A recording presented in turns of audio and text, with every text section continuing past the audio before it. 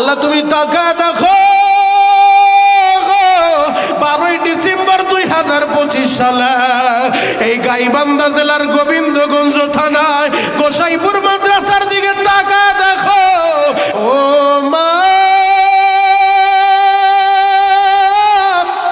মনে হয় লঞ্চটা বাঁচবো না রে মা, মনে হয় লঞ্চটা ডুইবা যাইব রে মা।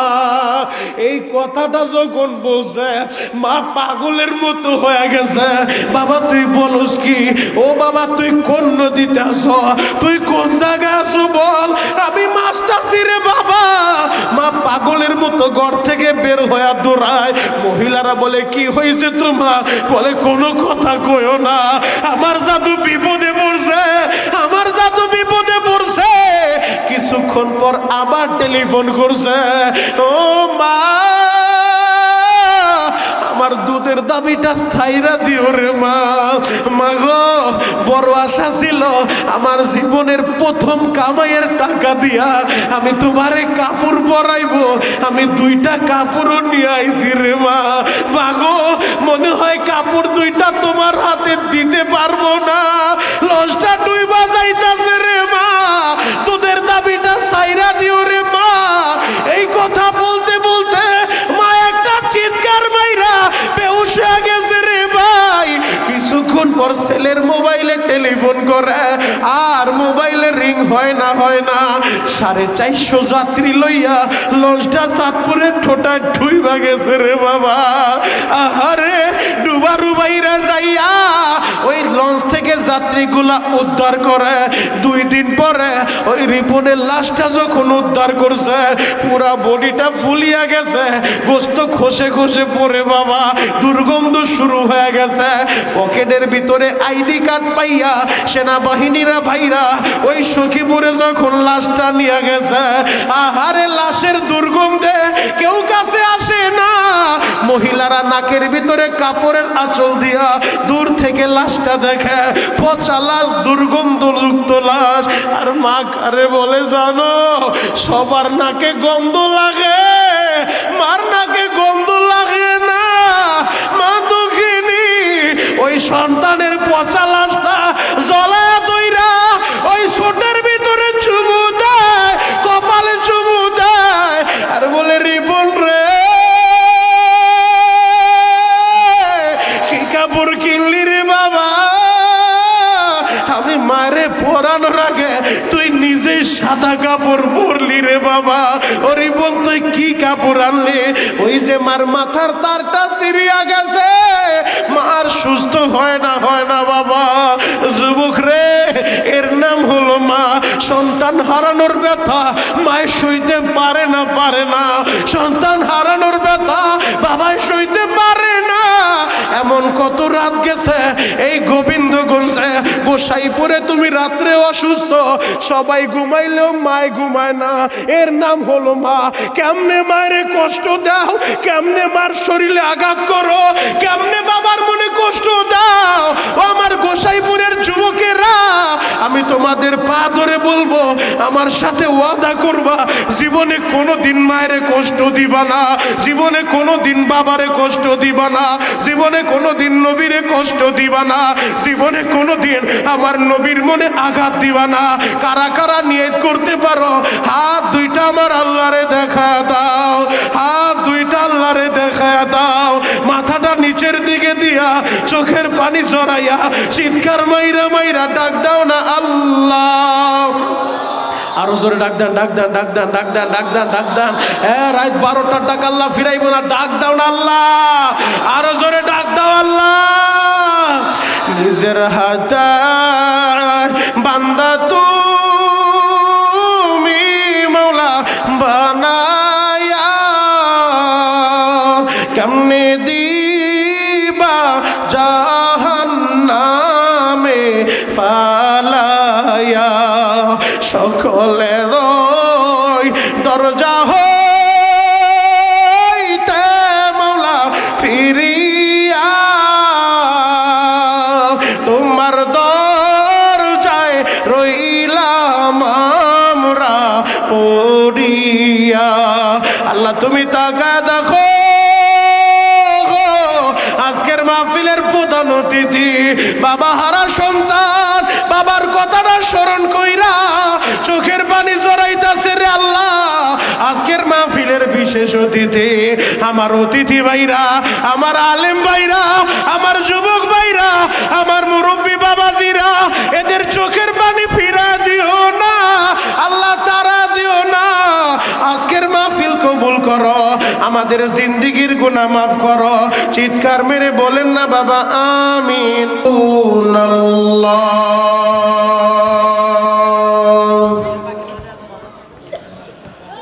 ফাত্তাবিউনি ইউহিব্বুকুমুল্লাহ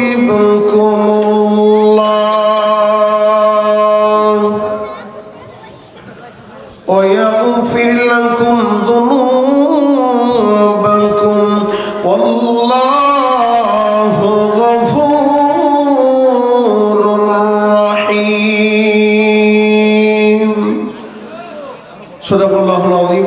গোসাইপুর হাফিজিয়া এতিমখানা মাদ্রাসার উন্নয়ন কল্পে 25তম বার্ষিক তাফসীরুল কোরআন মাহফিল। আজকের এই মাহফিলের সভাপতি আপনাদের সকলের সুপরিচিত জনাব আলহাজ মোহাম্মদ জাহিদুল ইসলাম জাহিদ ভাই। আজকের মাহফিলের সহসভাপতি জনাব মোহাম্মদ শহীদুল ইসলাম সাহেব। প্রধান অতিথি ডক্টর মোহাম্মদ মশিউর রহমান সাদিক সাহেব।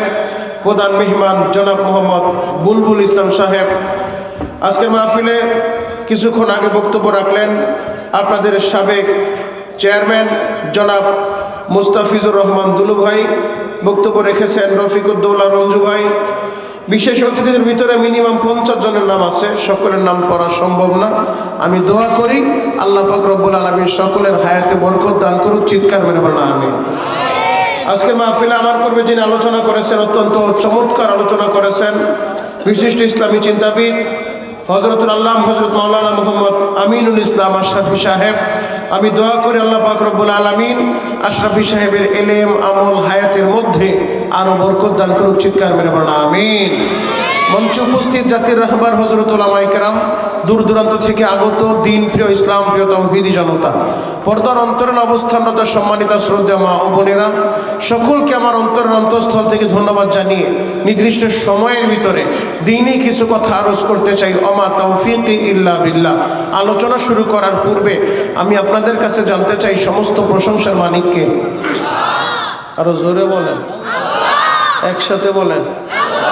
আমি গোবিন্দগঞ্জ আরো আসছি, আমি জানি গোবিন্দগঞ্জের মুসলমান, গাইবান্ধার মুসলমান, এরা পৃথিবীতে আল্লাহ ছাড়ার কাউকে ভয় পায় না। কথা বলেন ঠিক কিনা? তা আপনাদের ব্যবসা দেখলে মনে হয় পিছনে মনে হয় পুলিশ দাঁড়ায় আছে অস্ত্র নিয়ে, যে আল্লাহর নাম বললেই গুলি করব, এমন কোনো ওয়ারেন্ট কি জারি হয়েছে? ওসি সাহেব এমন কোনো নির্দেশ দিয়েছে এলাকায়? তাহলে নির্ভয়ে বলেন সর্বময় ক্ষমতার মালিক কে? মাহফিল আসার তৌফিক দিয়েছেন কে? যাইবার তৌফিক দিবেন কে? কেউ যেটা পারে না সেটা পারে কে? কেউ যেটা দেখে না সেটা দেখে কে? কেউ যেটা শুনে না সেটা শুনে কে? ওই আল্লাহর প্রশংসা কণ্ঠের সর্বোচ্চ আওয়াজ দিয়ে একবার কালিমাত শুকর আদায় করুন আলহামদুলিল্লাহ। বাবা আমার উঠাইছে অনেক দেরিতে, 9:30 উঠানোর কথা, 11টা বাজাইছে।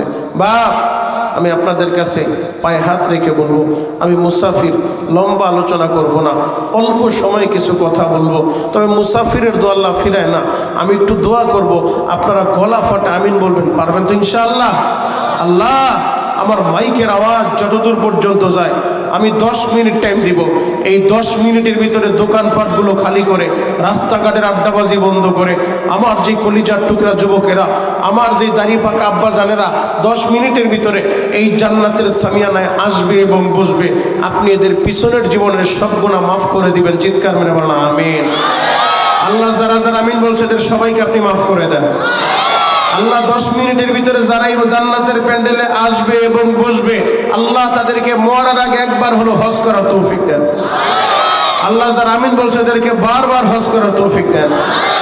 আল্লাহ যদি কোনো বাবাজি কম্বলের নিচে শুয়ে থাকে, আমি মনিরুল ইসলাম শরীয়তপুরি প্রতিদিন এই এলাকায় আসবো না, গোসাইপুরে চাইলেই প্রতিদিন আমাকে আনতে পারবে না।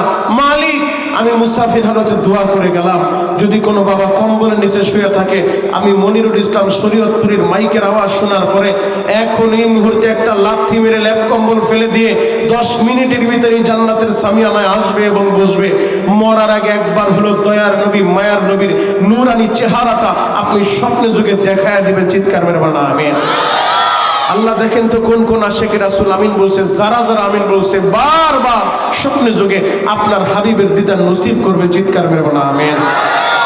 দোয়াগুলো ভালো না খারাপ? একসাথে বলেন, আরো জোরে বলেন। এরপরে যদি কেউ না আসে, আমার কিছু করার আছে? হেদায়েতের মালিককে। তবে দোয়া যেহেতু করছি আসবে। 10 মিনিট পরে আল্লাহ চাইলে এমনও তো হইতে পারে ময়দানে বসার জায়গা নাও থাকতে পারে। কথা বলে ঠিক কিনা? বাবাজি, আমি মুসাফির, আমারে খুশি করবেন, আরশের মালিক আপনারে খুশি করবে। কারোর সামনে 1 ইঞ্চি জায়গা যেন খালি না থাকে। একটু কষ্ট করে আমার কাছাকাছি আসেন, একেবারে আমার কাছাকাছি চলে আসেন। এই যুবক ভাইরা, আমার কাছাকাছি চলে আসেন। মাশাআল্লাহ, কারোর সামনে 1 ইঞ্চি জায়গা খালি থাকতে পারবে না, একেবারে আমার কাছাকাছি চলে আসেন। মাশাআল্লাহ মাশাআল্লাহ, আল্লাহ কবুল করেন। যে যতদূর সামনের দিকে আগাইতেছেন, আল্লাহ যেন জান্নাতের ভিতরে আপনার জায়গাটা এত লক্ষ গুণ আরো বড় করে দেয়। আসেন বাবাজি, মাশাআল্লাহ। যুবক ভাই আসলে একটু কষ্ট করে আগাও সামনের দিকে। মাশাআল্লাহ, আল্লাহ কবুল করেন, আল্লাহ কবুল করেন। এবার চিৎকার মেরে বলেন সর্বময় ক্ষমতার মালিককে। আরো জোরে বলেন, একসাথে বলেন, ওই আল্লাহ আছে না নাই? আরো জোরে বলেন, আছে না নাই? আমরা মুসলমান, আমরা বীরের জাতি, আমরা কচুরি বনের নাই ভেসে ভেসে দেশে আসি নাই। এ বাংলাদেশে ভাড়াটিয়া হিসেবে আমরা থাকি না। কথা বলেন ঠিক কিনা? মর্দে মুজাহিদের মতো আওয়াজ দিবেন, আমরা বাড়িওয়ালা, আমরা চোর না। চোর যখন আসে, চোরের কাজ হলো চোর চুরি করবে গোপনে। বাড়িওয়ালা যদি চোখ বন্ধ করে রাখে, বাড়িওয়ালা যদি চোরকে দেখাও না দেখার বান ধরে, তাহলে চোর সব চুরি করে নিয়ে যাবে। বাংলাদেশের ভিতরে ইমাম চোরের অভাব নাই। বাড়িওয়ালা তোমাদেরকে জাগতে হবে, মাঝে মধ্যে গর্জন দিতে হবে। ওই চোরগুলা পালানোর জায়গা খুঁজে পাবে না। কথা বলেন ঠিক কিনা? এই কোরআন আর ইসলাম আমরা পেয়েছি রক্তের বিনিময়ে, ত্যাগের বিনিময়ে, জীবনের বিনিময়ে। কথা বলেন ঠিক কিনা? এই কোরআন 2025 সালের আজকে 12ই ডিসেম্বর এই গোসাইপুর এতিমখানা মাদ্রাসা পর্যন্ত এই কোরআনটা পদ্মার পানি দিয়ে ভাসতে ভাসতে আসে নাই, মেঘনার পানি দিয়ে ভাসতে ভাসতে আসে নাই, শীতলক্ষা আরিয়লখার পানি দিয়ে আসে নাই। এই কোরআনটা এসেছে বদরের ময়দান পাড়ি দিয়ে, এই কোরআন এসেছে হুদের ময়দান পাড়ি দিয়ে, এই কোরআন এসেছে হুনাইনের ময়দান পাড়ি দিয়ে, এই কোরআন এসেছে তাবুকের ময়দান পাড়ি দিয়ে, এই কোরআন এসেছে খন্দকের ময়দান পাড়ি দিয়ে। এই কোরআনের জন্য আল্লাহর নবী রক্ত ঝরিয়েছেন, দান দান শহীদ করেছেন। এই কোরআনের জন্য নবীর অনেক সাহাবীরা মায়ের কোল খালি করেছেন। এই কোরআনের জন্য নবীর অনেক সাহাবীরা সন্তানগুলোকে এতিম করেছেন। এই কোরআনের জন্য নবীর অনেক সাহাবীরা স্ত্রীদেরকে বিধবা করেছেন। এই কোরআনের জন্য যুগে যুগে অনেক আলেমকে আয়না করে বন্দী করা হয়েছে। এই কোরআনের জন্য অনেক আলেমকে ফাঁসির কাস্টে ঝুলানো হয়েছে। যে কোরআন পেয়েছি রক্তের বিনিময়ে, জীবনের বিনিময়ে, এই কোরআন টিকিয়ে রাখার জন্য যদি আবার রক্তের দরকার হয়, জীবনের দরকার হয়, আবার বদরের দরকার হয়, উহুদের দরকার হয়, তোমরা কারা কারা তৈরি আছো? হাতগুলো দেখায়া দাও।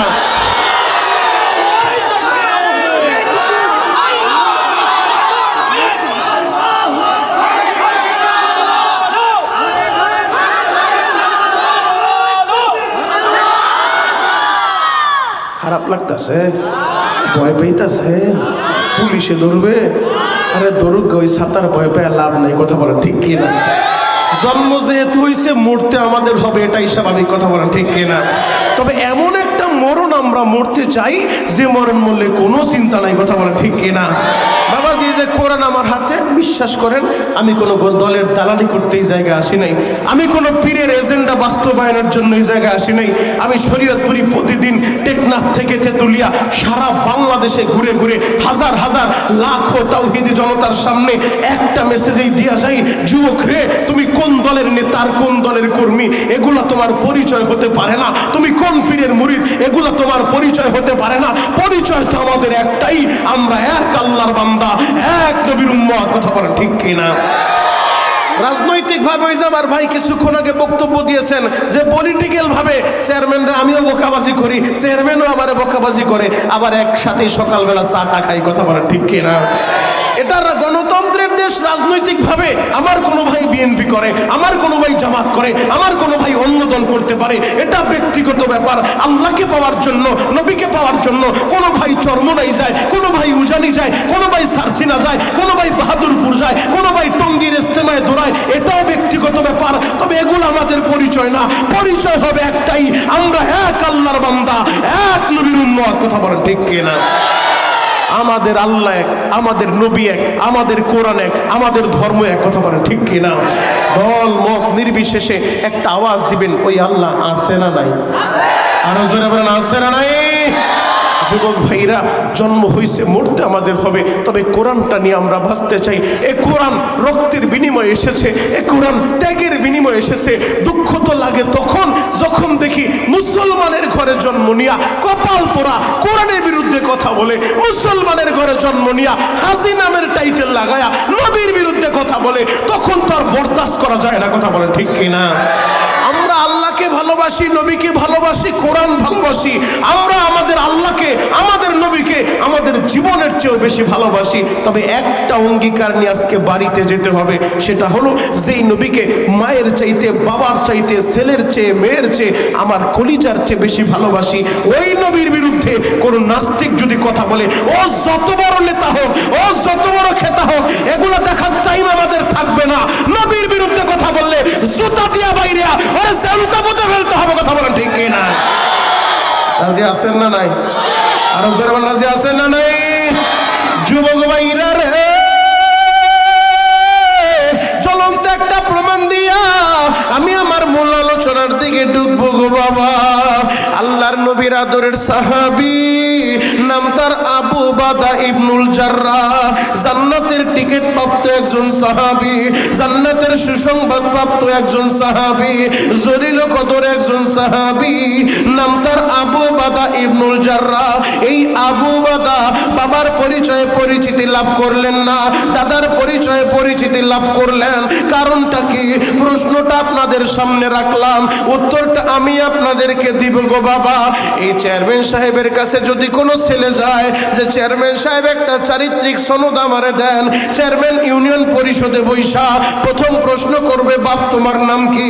দ্বিতীয় প্রশ্ন করবে, তোমার বাবার নাম কি? কথা বলেন ঠিক কিনা?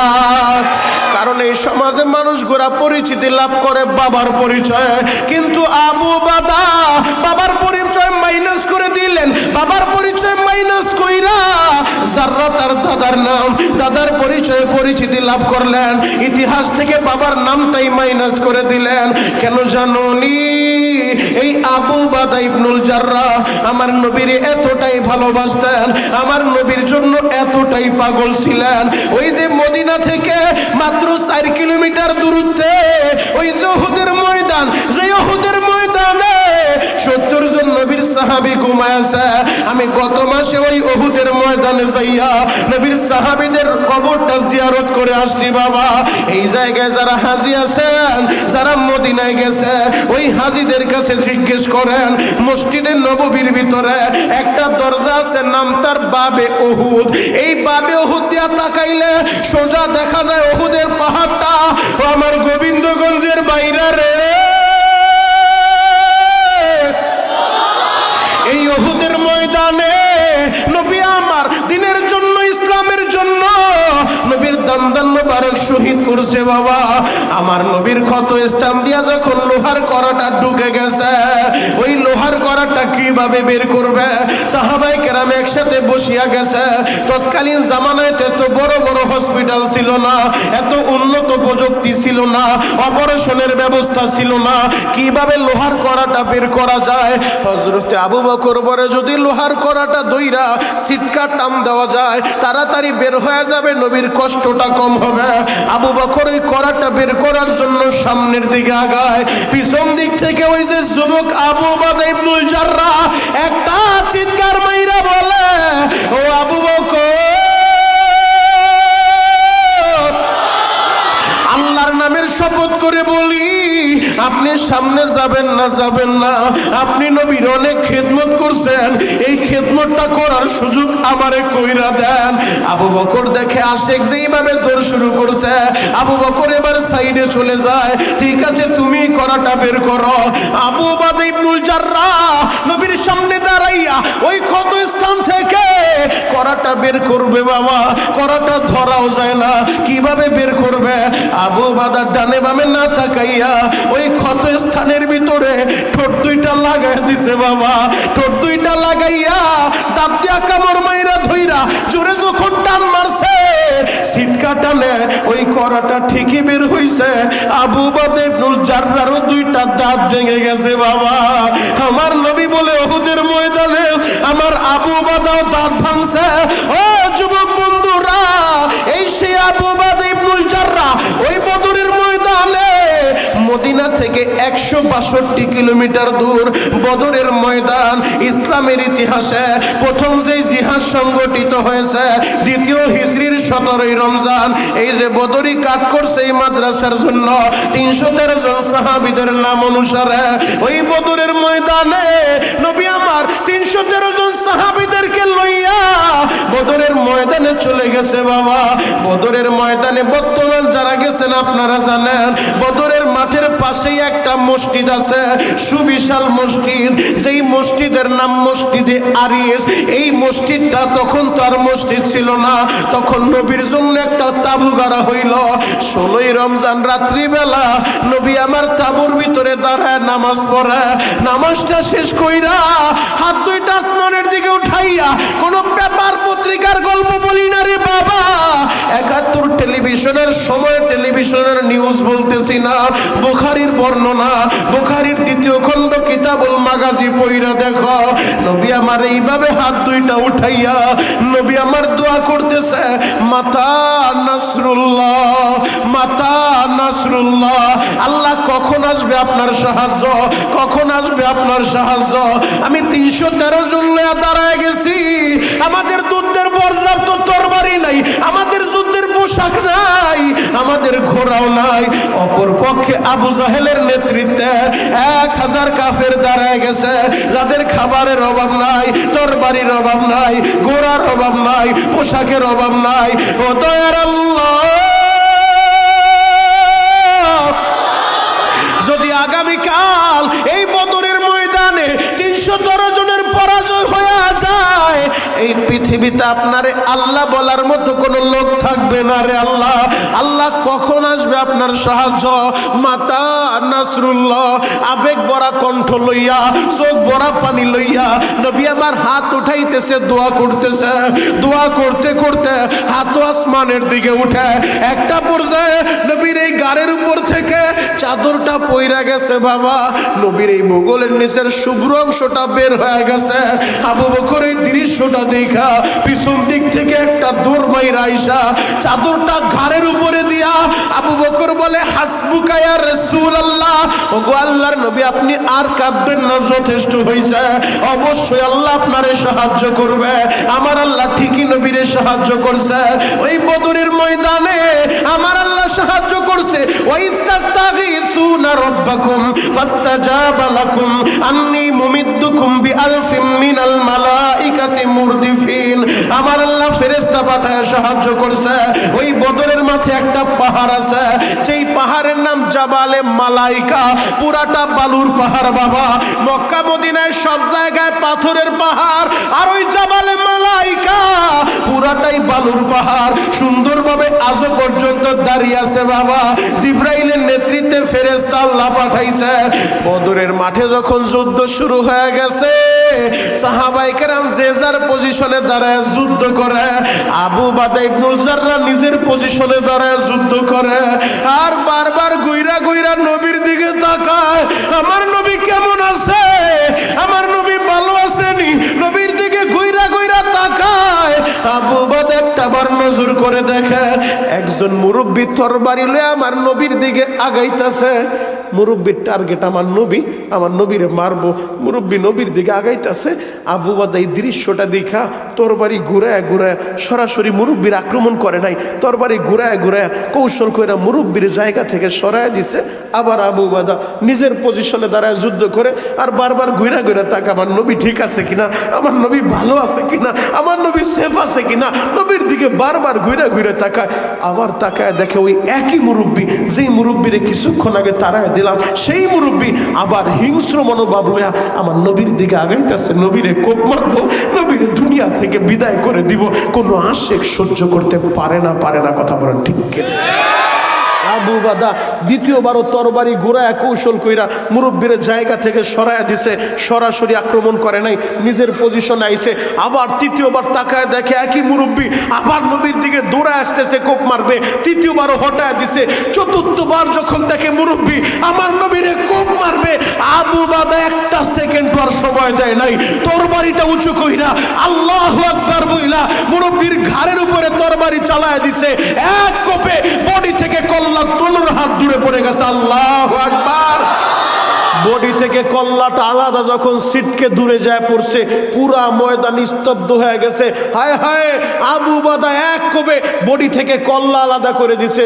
যুদ্ধ যখন শেষ হয়েছে, যুদ্ধের রেজাল্ট হলো 70 জন কাফের, আবু জাহেল কুখ্যাত বদমাইশ আবু জাহেলরাও জাহান্নামে পাঠাইছে, ওর সাথে 70 জন কাফের জাহান্নামের আসামি হয়ে গেছে। 70 জন কাফের মুসলমানের হাতে বন্দী হয়েছে। আর পক্ষান্তরে 14 জন সাহাবায়ে কেরাম যারা নিজের জীবনটা দিয়ে দিছে কোরআনের জন্য, ওই বদরের ময়দানে শুহাদায়ে বদর যারা ঘুমায় আছে, কয়েকদিন আগে তাদের কবরটা জিয়ারত করে আসছি। আমি দোয়া করি আল্লাহ যেন আপনাদের সবাইকে দেখার সুযোগ করে দেয়। চিৎকার মেরে বলেন আমিন।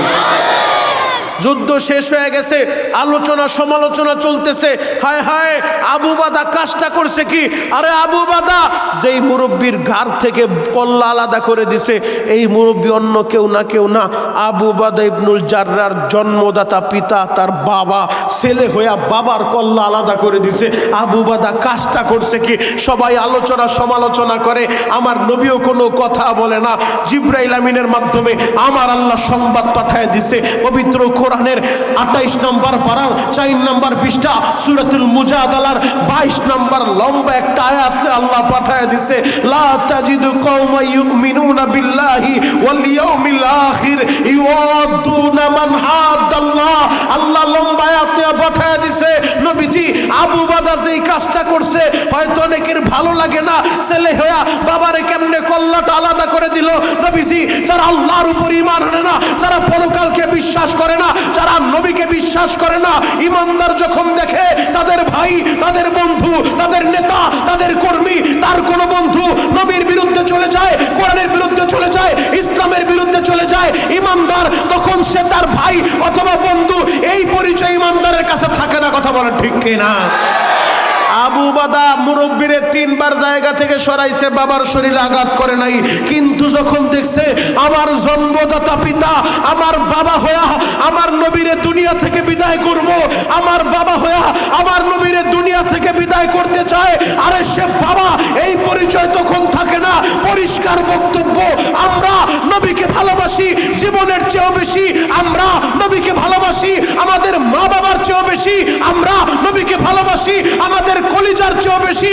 যদি আমরা 56,000 বর্গ মাইলের মধ্যে এই সোনার বাংলাদেশে কখনো দেখি আমার ভাই, আমার বন্ধু, আমার নেতা, আমার পীর, আমার কর্মী, আমার মুরিদ নবীর বিরুদ্ধে কথা বলে, সে যত বড় পাওয়ারফুল হোক, যত বড় টাকাওয়ালা হোক, এগুলো দেখার টাইম থাকবে না। কারণ নাস্তিকদের কোনো ধর্ম পরিচয় হবে না, ওদের পরিচয় একটাই, ওরা মানবতার দুশমন, আল্লাহর দুশমন, নবীর দুশমন, মুসলমানের জানের দুশমন। কথা বলেন ঠিক কিনা? সামনে নির্বাচন আসতেছে, ফেব্রুয়ারির 12 তারিখ জাতীয় নির্বাচন অনুষ্ঠিত হবে, ঘোষণা হয়ে গেছে, তফসিল ঘোষণা হয়েছে। কে ক্ষমতায় আসবে, কে যাবে, সেটা দুপুর থেকেই ফয়সালা হবে। তবে ইনশাল্লাহ আপনারা বুঝে শুনে কদম ফলাবেন। পরিষ্কার বক্তব্য, ক্ষমতায় যারাই আসুক, ওই ক্ষমতার হালুয়া রুটির ভাগ বাটোয়ারা চাই না। পরিষ্কার বক্তব্য, বাংলার সংসদে একটা আইন করতে হবে, যারা নবীর বিরুদ্ধে কথা বলবে ওই নাস্তিকদের সর্বোচ্চ শাস্তি মৃত্যুদণ্ড করতে হবে, মৃত্যুদণ্ড করতে হবে। রাজি আছেন না নাই? আরো জোরে বলেন, রাজি আছেন না নাই? যারাই ক্ষমতায় আসবে এই কাজটা যারা করতে পারবে, যুগ যুগ এদেশের মুসলমান তাদেরকে স্মরণ রাখবে। কথা বলেন ঠিক কিনা? এদেশের মুসলমান শ্রদ্ধার সাথে তাদের নামটা নিবে যারা এই কাজটা করতে পারবে। আল্লাহ পাক রব্বুল আলামিন কবুল করুক। চিৎকার মেরে বলেন আমিন। আরো জোরে বলেন আমিন। যুবক ভাইরা রে, আমি লম্বা খুতবা পড়ি নাই রে বাবা, মাত্র একটা আয়াতে কারিমা আপনাদের সামনে তেলাওয়াত করছি। কেন জানোনি? সময় আমার অল্প, লম্বা আলোচনা করার সুযোগ নাই। পবিত্র কোরআনের 3 নম্বর পারা থেকে 13 নম্বর পৃষ্ঠা থেকে সূরাতুল আল ইমরানের 31 নম্বর আয়াতটা আমি আপনাদের সামনে তেলাওয়াত করছি। যেই আয়াতের মধ্যে আমার আল্লাহ জানায় দেয়, কুল ইন কুনতুম তুহিব্বুনাল্লাহ, নবী গো আপনি দুনিয়ার মানুষের বলে দেন, দুনিয়ার মানুষের জানায় দেন, যারা আমি আল্লাহরে ভালোবাসতে চাই, ফাত্তাবিউনি ইউহিব্বুকুমুল্লাহ, আগে যেন আপনারে ভালোবাসে, আপনার ইত্তেবা অনুসরণ করে। যুবক ভাইরা রে, কেন আল্লাহরে ভালোবাসবা না? কেন আল্লাহর জন্য পাগল হইবা না? কেন আমার নবীরে ভালোবাসবা না?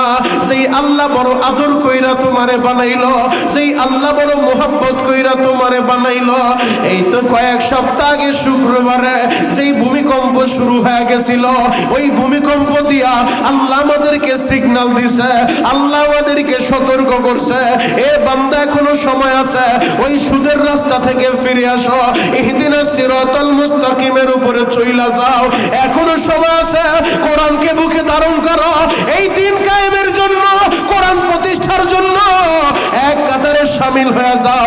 এখনো সময় আছে রে বান্দা, গুনাহটা ছাইরা দাও, এখনো সময় আছে, বেপরদাগিরি ছাইরা দাও, একমাত্র কোরআন সুন্নাহ অনুযায়ী চলবা। আল্লাহ ভালোবাসে বিদায় সিগন্যাল দিছে, যদি ভালোই না বাসতো আমাদেরকে ফাইনাল করে দিত। পৃথিবীর কোন নেতার ক্ষমতা ছিল না তোমারে আমারে বাসায় রাখবে রে বাবা। আমার গোবিন্দগঞ্জের বাইরা রে,